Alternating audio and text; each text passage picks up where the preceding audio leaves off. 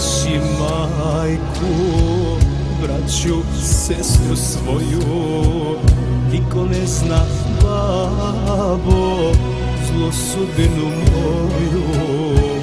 Ponekad mi dođe jad i tuga neka, dal i mene, babo, ista sudba čeka.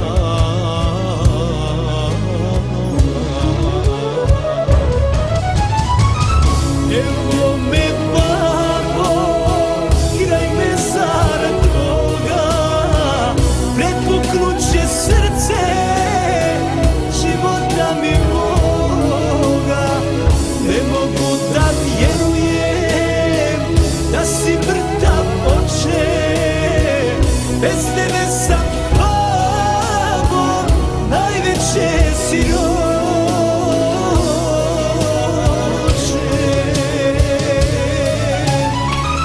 Evo me, babo, igraj me zarad Boga, prepuknuće srce života mi moga. Ne mogu da vjerujem da si mrtav, oče, bez tebe sam, babo, najveće siroče.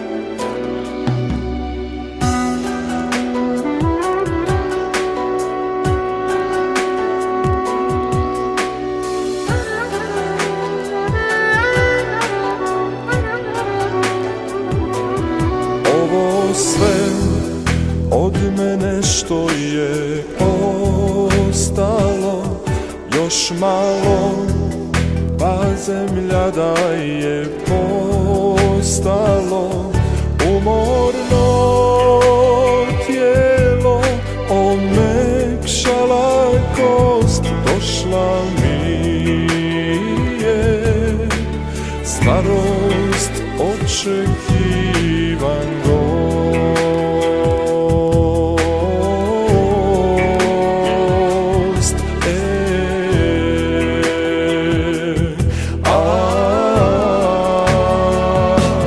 Prolaznošću svojom tebe svjedočim, stvorio si mene prvo nemoćnim, pa mi snagu dao, sad je uzimaš, ti si tvorac, ti sve tajne znaš, ti si tvorac, ti sve tajne znaš.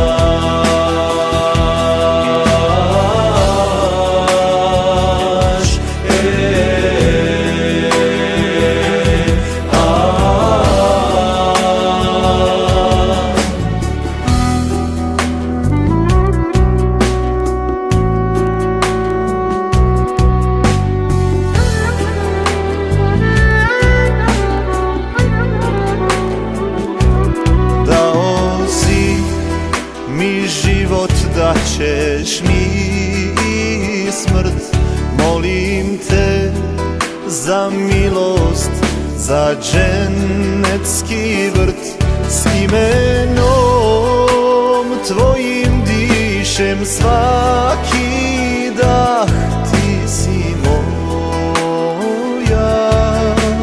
nada i jedini strah.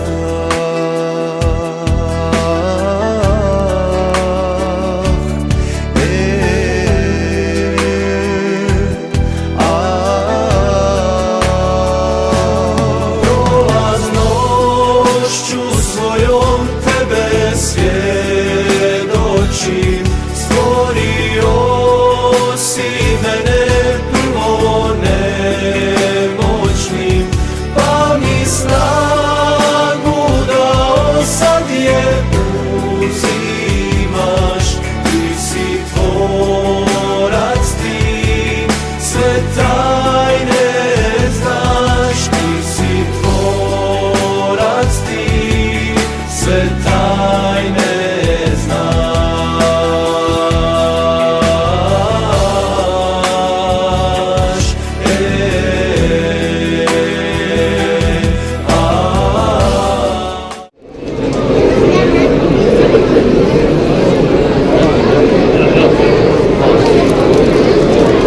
If I could have everybody's attention.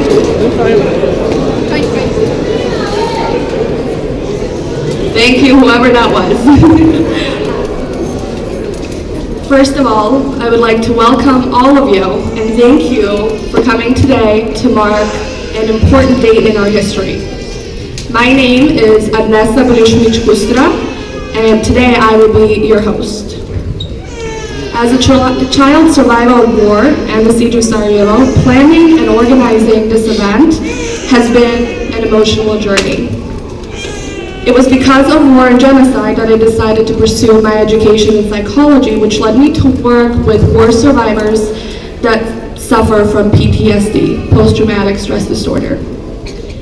This particular date, July 11th, is one of the leading reasons behind my work as a social justice activist and mental health expert. On July 11th, 1995, the worst genocide occurred on European soil since the Holocaust. Today, we have gathered to honor and remember the victims that fell to Serb forces and the survivors that are still attempting to heal from this tragedy. Today, you will hear the story of survivors as they share their traumatic experience and pain with us. You will have an opportunity to hear a discussion about what is it exactly that constitutes a genocide and how we can best combat genocide denial.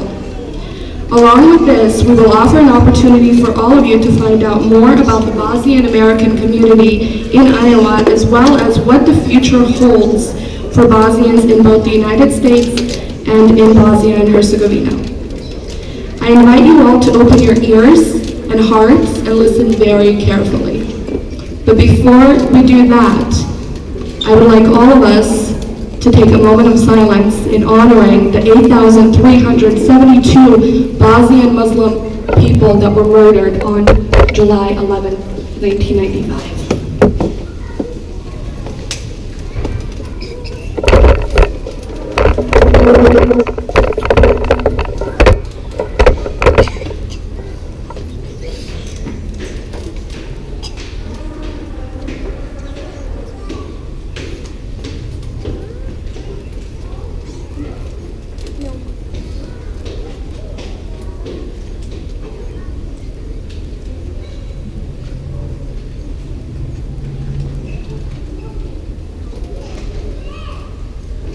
Thank you all.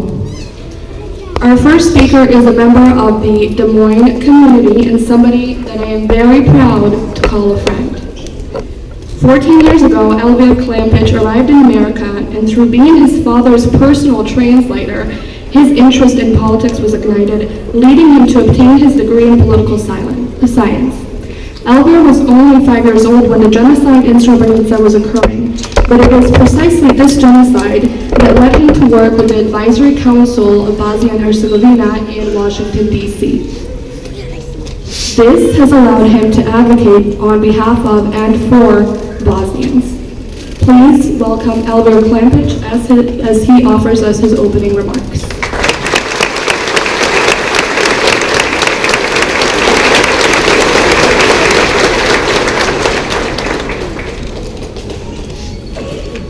Thank you, Ernessa. Ladies and gentlemen, distinguished guests, thank you for being with us here today as we commemorate the 20th anniversary of the Srebrenica genocide.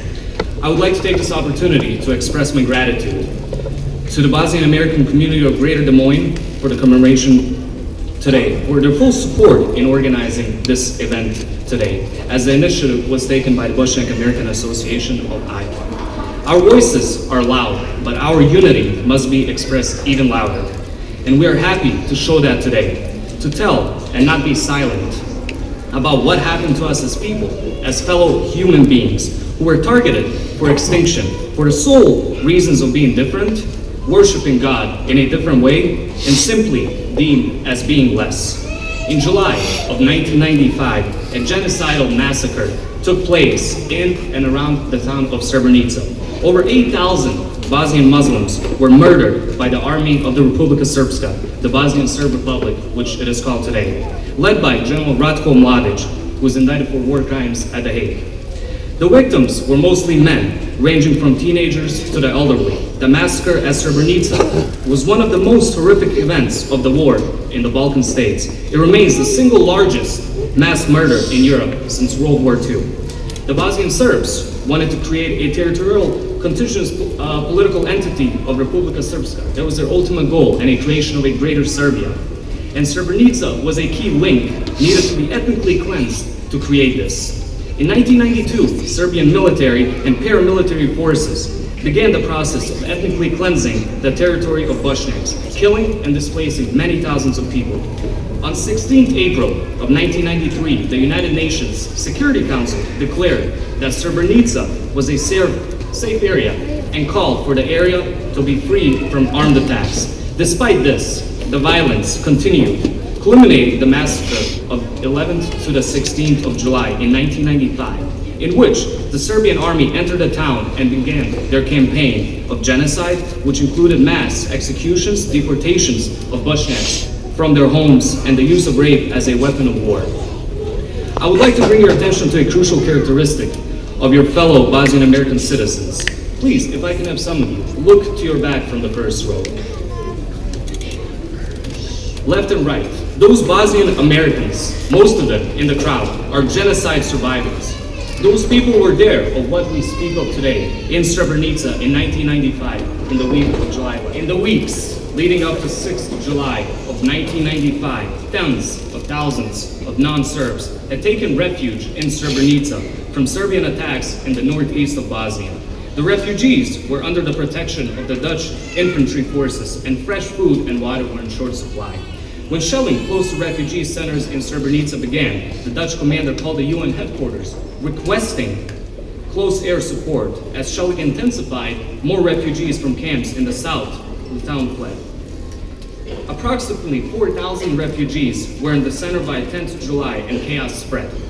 The Dutch commander called NATO for assistance to stop the shelling. However, assistance was delayed by completion of the incorrect paperwork and NATO planes needing refuel.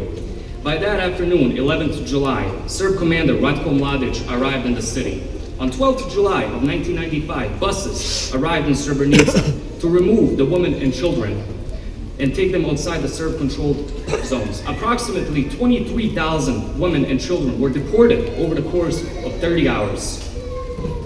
During the deportations, Serb forces began selecting all men and children over the age of 12 for immigration and suspected war crimes.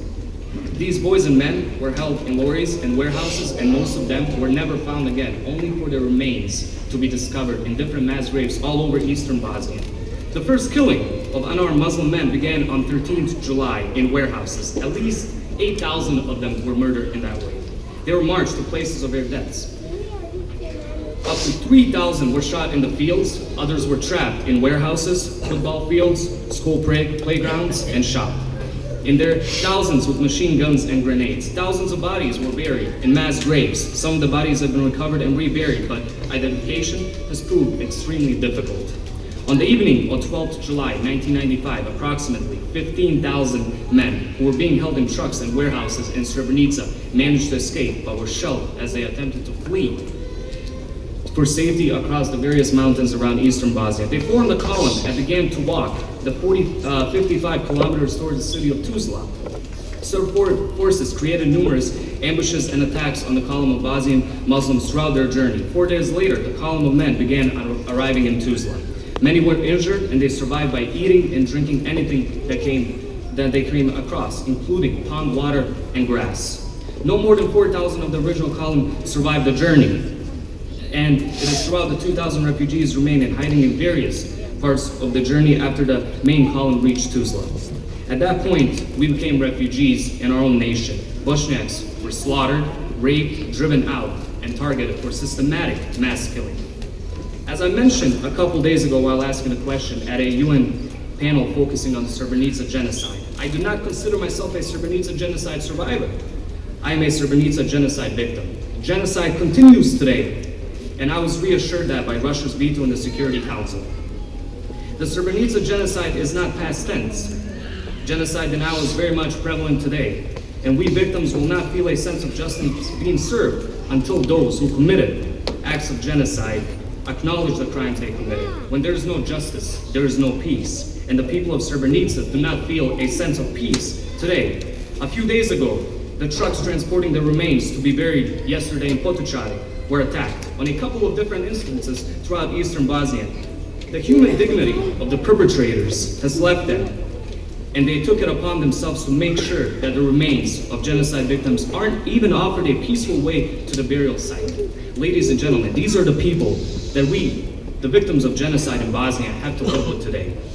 Our battle today seems to be a challenge of its own. Genocide denial being the last step in the act of committing genocide. We are battling genocide denial from Bosnia to everywhere around the world. Starting with local Bosnian Serb politicians and media around the world, who deems to call it a massacre. Indeed, there was a massacre in Srebrenica, but it is a lot more than a massacre. It was a systematic mass killing. It was genocide. The remains of my grandfather were discovered in 3 different mass graves. This was not by accident. It was buried that way so the crime would be covered up. So the planned expulsion of Bosniaks would be covered up. The Srebrenica genocide to me is not a discussion, and anyone who engages with me in that discussion regarding whether genocide was committed is a genocide denier, and it ends at that. We Bosniaks did not fabricate this. DNA analysis, both ICTY and the International Court of Justice have ruled that the actions of the Serb forces in Srebrenica constitute genocide. Calling it anything other than genocide minimizes the pain and suffering of the victims and survivors and prevents the possibility of reconciliation. Yesterday, I had a conversation with a former Bosnian foreign minister and ambassador to the UN during the war, Mohamed Shachrbey. I mentioned to him about still being a victim today. He replied with, I quote, "Dear Elvir, Srebrenica genocide survivors are still victims in Bosnia. Here, you are survivors." To me, this is the most complete and concrete way to explain the status of the Srebrenica genocide survivors. We're here today commemorating the genocide in Srebrenica because we are given that right. In some parts of Bosnia, that would not be possible. I speak to you as a Bosnian American, as someone who cherishes the opportunity I have been given to start a new life in the United States. As every single Bosnian American, we have assimilated, and today we are not just Bosnian Americans, but proud Iowans. Once again, the United Nations turned their back on Bosnia. I ask you, what did the United States do in that time? They stood by us, proudly argued on our behalf, risked tensions with Russia over Bosnian Americans. Our nation defended us, and I could not be more proud of that. I could not be more proud standing here today as a Bosnian American. Ambassador Samantha Power spoke so passionately about the Srebrenica genocide in the UN Security Council when the vote came up, as if she were in Srebrenica with us in 1995. She opened her heart, and we open ours when we say thank you. Thank you to the United States of America for offering us a second chance at life. Thank you to the members of the U.S. House of Representatives for unanimously passing Resolution 310 several days ago, reaffirming that what happened in Srebrenica is nothing less than genocide.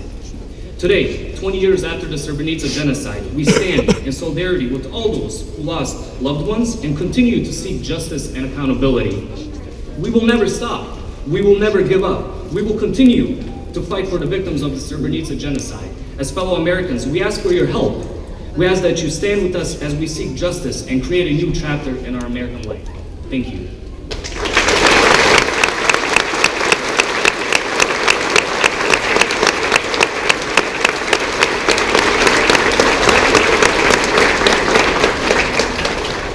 Thank you, Elvir, for that very powerful and detailed speech. Our next guest speaker was supposed to be Redzo Ibisevic from the Iowa State Representatives. However, he is running a little bit late, so we are going to move on with our next segment. The following video is a 15-minute long video that will describe and show you what exactly it means to be from Srebrenica, what exactly it means to be a genocide survivor, and what exactly happened in July 1995. The documentary is called Srebrenica. I apologize. Srebrenica 20 Years On, and it is by an Australian filmmaker. Along with many other thousands of people. Each individual has their own story. Today is just another July 11th for those of us who survived the genocide. But for the rest of the world, is remembering July 11th is only once a year, if that. Every single day is emotional for me.